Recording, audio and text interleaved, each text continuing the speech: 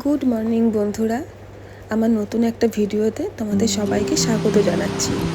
দেশ এবং দেশের বাইরে যে যেখান থেকে আমার ভিডিওটা দেখছো, সবাইকে আমার আন্তরিক ভালোবাসা। আজকে সকালটা শুরু করেছি ভোর 5টা থেকে। দেখো বাইরে কি জোরে বৃষ্টি শুরু হয়েছে আজকে, যার কারণে আমাদের আজকে উঠতেও একটু লেট হয়ে গেছে। তেমন ঝমঝম আওয়াজ। ভেবেছিলাম 5টার সময় উঠবো, কিন্তু কিছুতেই উঠতে পারলাম না। এত জোরে বৃষ্টি হচ্ছে, সবাই মিলে ঘুমিয়ে পড়লাম। কিন্তু ওই বেশিক্ষণ তো ঘুমানো যাবে না, মেয়ের আবার স্কুল আছে, ওর বাবা অফিস যাবে, তাই উঠে পড়তেই হলো। যখন ঘুম থেকে উঠলাম তখন 6:30। উঠেই দেখি বৃষ্টি এখন আর পড়ছে না, রোদও উঠেছে। তাই ঘরের কাজগুলো ধীরে ধীরে সব গুছিয়ে নিচ্ছি, কারণ এরপরে চলে যেতে হবে রান্নাঘরে। তাই বাসি কাজ যা যা ছিল সেগুলো করছি এখন। বেডটাকে ভালো করে পরিষ্কার করে নিলাম। এদিকে ওর বাবাও বলছে আমাকে 1 কাপ চা করে দাও। আমি বলছি দাঁড়াও একটু বসো, আমি দিচ্ছি, আমার কাজগুলো একটু করে নিই, আসছি। বাবিও বলছে মা আমাকে খেতে দাও।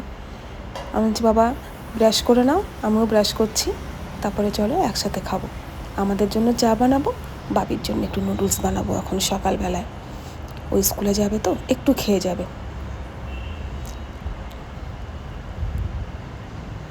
একটু নিজের যত্নও তো করতে হবে, তাই সকালবেলা উঠে একটু মুখে ক্রিম মেখে নিচ্ছি আর একটু চুলের যত্ন করে নিচ্ছি।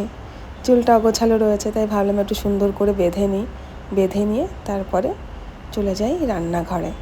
চলো আমার সাথে রান্নাঘরে চলো, দেখাই আজকে কি রান্না করব। এই যে বাবির জন্য বের করে নিয়েছি বুলডাক নুডলস। এই নুডলসটা খেতে এত ভালো, আমারও ভীষণ ভালো লাগে। 2 রকমের আনি, একটা হচ্ছে পিঙ্ক আর একটা হচ্ছে ইয়েলো। দুটো খেতেই খুবই ভালো।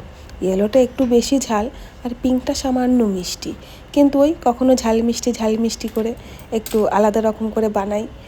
ভাবি আবার একটু দুধ দিয়ে খেতে পছন্দ করে, তাহলে একটু ঝালটা কম লাগে।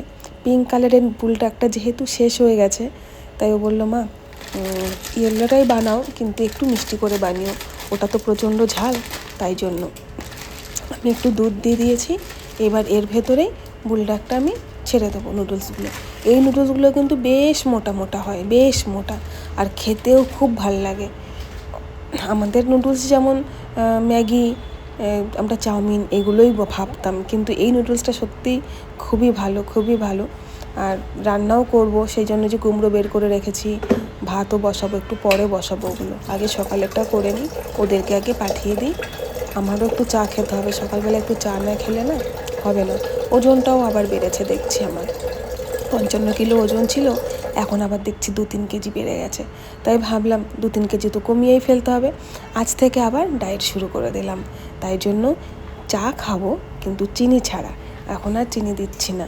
মুখগুলো দেখছি একটু ফোলা হয়ে গেছে, তাই ভাবছি যে না আর ভালো লাগছে না, তো আবার 2-3 কেজি না কমালে তো হবে না।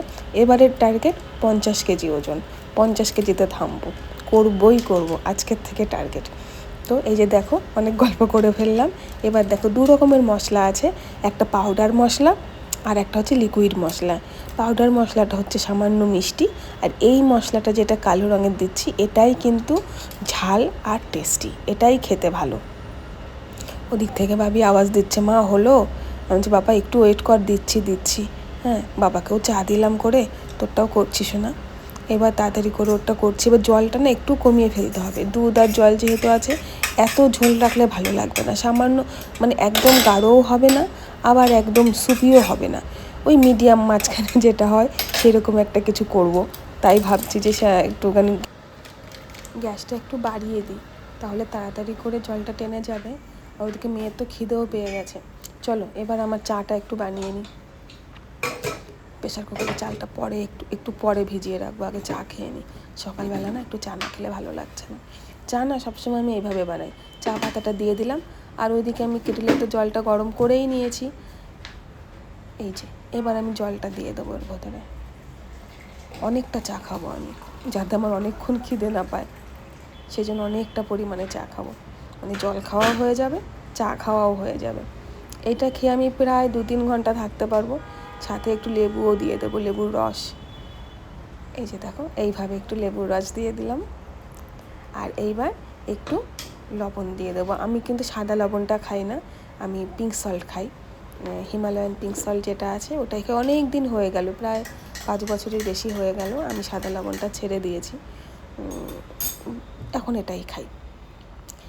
চাটা তো আমার বানানো হয়ে গেছে, চা পাতাটা একটু ভিজুক, এদিকে আমার নুডলসও কিন্তু রেডি হয়ে গেছে, আর এদিকে বাবির খিদেও পেয়ে গেছে। চলো বাবিকে এবার খেতে দিয়ে দিই।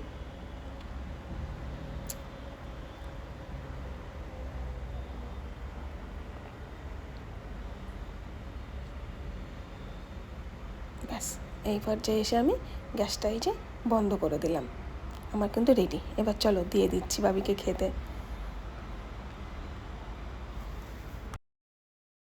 কোকো কোকো এসো, এই যে এই যে এই যে এই যে এই যে এসো এসো, এইখানে এইখানে, কই কই কই, এসো এসো এসো এসো এসো, কেন কেন, যাও যাও কেন, বাবা রে, ছোনা ছোনা ছোনা ছোনা, কি হলো, এসো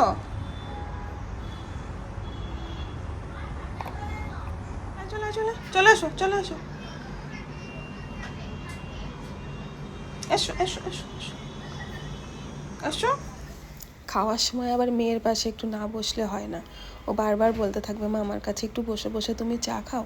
এদিকে ওর বাবা কিন্তু সোফায় বসে আছে, সেও বলছে তুমি একটু আমার কাছে এসো, এখানে এসে বসো, আমি তো একটু পরে অফিস চলে যাব, কোন দিকে যে যাই সকালে।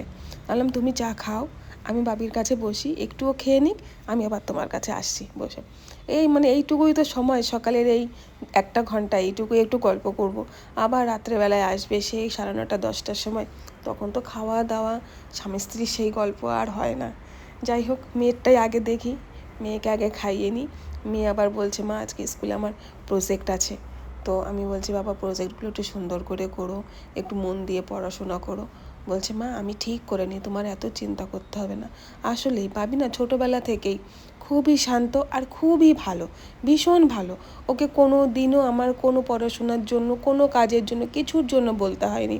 ইভেন এবিসিডিও জানো তো, এবিসিডিও আমি শেখাইনি, ওই একা গায়ে কখন কখন শিখে ফেলেছে।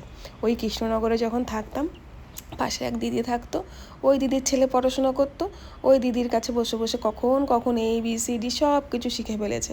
আর এখন মেয়ে আমার ক্লাস 5-এ পড়ে, কিন্তু নিজের পড়া নিজেই করে, নিজের সব কিছু নিজে করে, নিজের ড্রেস পরা, নিজের বই গোছানো, নিজের সব এভরিথিং যা বলো তুমি সব নিজেই করে। শুধু খাবারটা কখনো কখনো আমি একটু বানিয়ে দিই, কিন্তু যখন আমার শরীর খারাপ লাগে তখনও কিন্তু বাবি নিজেই নিজেরটা করে। আর এই যে দুজনে গল্প করতে করতে বাবি বলছে মা আজকে নুডলসটা খুব ভালো হয়েছে খেতে, তুমি কি সুন্দর বানাও, যখন আমি বানাই এত টেস্টি হয় না তো মা, তুমি বানালেই কেন এত টেস্টি হয়, তোমার হাতে না অনেক জাদু আছে।